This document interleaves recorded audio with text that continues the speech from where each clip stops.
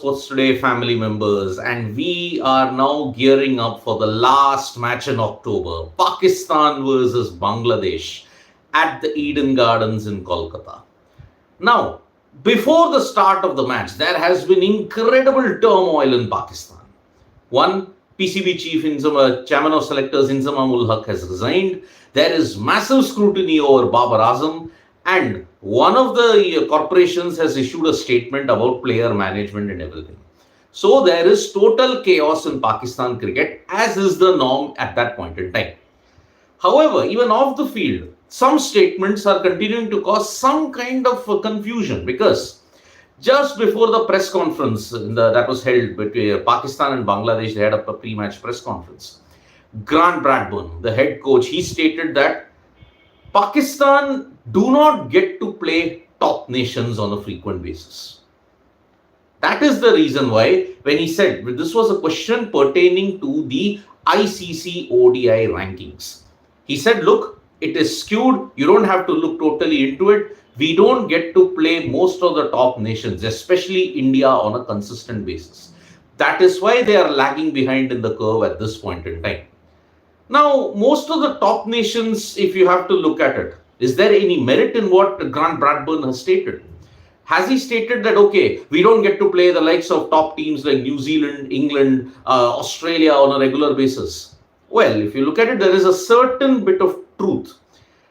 Pakistan played New Zealand and Australia at home, but that was a very weakened team that they had sent. On the other hand, they have not played India.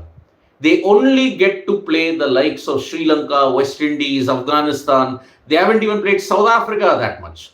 So that is why this particular statement of Grant Bradburn can be looked at it 50-50, can be looked as an excuse for Pakistan's poor show, or actually it can be made to look very practical.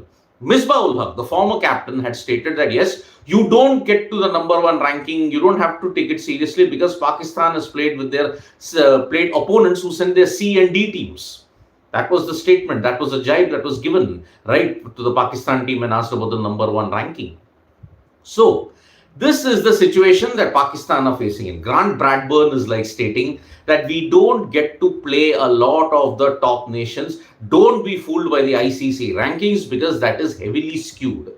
How true is that? Pakistan have not played top nations at home. Is it true? Maybe yes, maybe not. Can it be looked as an excuse for Pakistan's poor performance? Immediately he stated that, look, we are not trying to cop out. We are just trying to ensure that we stay alive in this tournament and give some joy to the Pakistan fans. Because remember, it's been a very torrid World Cup for them off the field. On the field, you saw that they lost to the likes of Bangladesh. They lost to Afghanistan. They lost to Australia. They have now lost 4 straight matches on the trot. So mathematically also, Pakistan's chances are very, very slim when it comes to the semi-final qualifications. So there is a lot of criticism about the statement. There is, like, you may say, oh, was it needed that you had to look at the ICC ODI rankings and give the excuse that you don't play top nations that often? Maybe it could be right, maybe it could be wrong, but it's the World Cup. You have to understand that every other team, 150 players, as he pointed out, there are 150 players from 10 teams. They will be out to give their best, and that's why you're seeing this World Cup. So many good things in the form of the Netherlands winning 2 games, Afghanistan winning 3 games. And that's why it's a very, very important situation. Now, there was a lot of criticism that, why has no team yet qualified? Everybody saying for logical reasons and all that we have all qualified and everything. Sure. The semi-final situation is like this. On November 1, you're going to see a major table churner.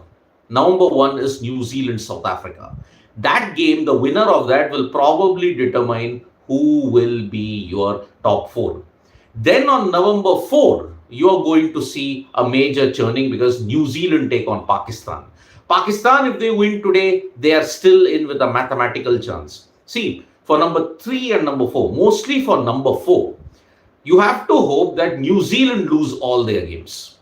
That is the only way the likes of Afghanistan, Pakistan and England, they can have a chance to get into the top 4. Now remember, 8 points. If New Zealand lose all their games, that will be for 8 points. Simple. They are done. They can't qualify for the semi-finals. Australia, on the other hand, they are in a much better position because of a good net run rate that they've got. So, Australia take on England, they take on Bangladesh, they take on Afghanistan. Technically, if you look at it, they should win 2 of those games. So, Australia might go through. India, they just need to win 1 more, which might happen on November 2 against Sri Lanka. So, that is it. They have won. They are into the semi-final. First, you'll see the queue. You look at any graphic, you look at any kind of host broadcasters, whatever graphics they show, there is never a queue, even now, because 5 teams can still get to 12 points, depending on the permutations and combinations that's there. For Pakistan, they have to win today, and then they have to win on 4th against New Zealand, and then they have to win on 11th against England at the Eden Gardens. So, in this way, Pakistan can still have a chance if New Zealand lose all their games. If New Zealand win tomorrow, then and only then you can see the semi-final lineup crystallizing almost. It will be India, South Africa, New Zealand and Australia provided. What about Afghanistan? Afghanistan, on the other hand, they have got 1 more game against Netherlands, which they should win. But their next 2 games are against Australia and South Africa. Australia is in Mumbai, South Africa is in Ahmedabad. That is where they'll have a slight bit of an issue in that. But one hopes that Afghanistan put on a great show. It is on Afghanistan that I'm going to say, because Rashid Khan, 100th match that he played yesterday, Afghanistan beat Sri Lanka. And many experts are stating that maybe Afghanistan can do a Sri Lanka of 1996, wherein they took on the mightier nations and they went on to win the World Cup. Maybe that's a far-fetched thought, but you never know with Afghanistan. Their cricket is peaking at the right time. So, at this way, if you look at it, it is a very, very good situation that is there. Now, look at the situation that is going to be there when it comes to Afghanistan. Yesterday, Rashid Khan gave a fantastic speech wherein he told each of their players, fight for it, fight for every run, fight for every ball, don't get mentally bogged down by the dew, go out there and enjoy, play with a smile.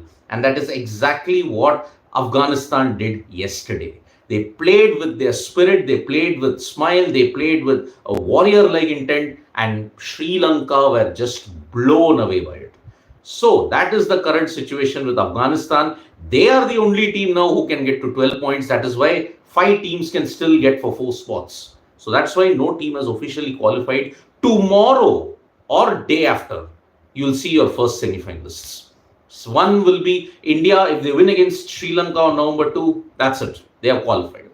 Mathematically, every single time they are qualified. So that is the current situation. When we have to shift our attention to other sports, Jyoti Araji and all the other athletes are shining in the national games that are currently going on in Panji. She secured the gold medal there. Then you look at even all the other shooters. Shooters are doing well and they are securing their Olympic quota as well. Then you've got the Ballon d'Or, in which Lionel Messi won yesterday for a record 8th time. I did a special video on that about 6-7 hours ago. You can check that out as well. Lionel Messi, the GOAT, enhances his reputation yet again. So that is why it's a very, very important day when you look at sports in general. There is a lot of other sports that's happening. For example, the national games is there. Shooting is going on. In the Women's Asian Champions Trophy, India avenged their loss in the Asian Games, and the women's team have beaten China 2-1. So that is a great, great feat indeed that we are looking at. Indian sports and cricket on the high is on an upswing, and that is why it is a great, great time to be an Indian cricket fan. So today it is Bangladesh versus Pakistan at the Eden Gardens in Kolkata. Remember, if Bangladesh lose today, then their chances of even Champions Trophy qualification goes for a toss. So that is why this is going to be a very, very important match for them. They have got 2 more games now, one against Pakistan, one against Australia. If they lose both of them and if they finish 4th, then if England win their remaining games, then it's trouble for them. They may not even qualify for the 2025 Champions Trophy. So that is the current situation. So thank you so much, folks, for joining us for this live. Tap that bell icon so you know when we go live. And don't forget, we are on Facebook, Twitter, and Instagram as well. Thank you.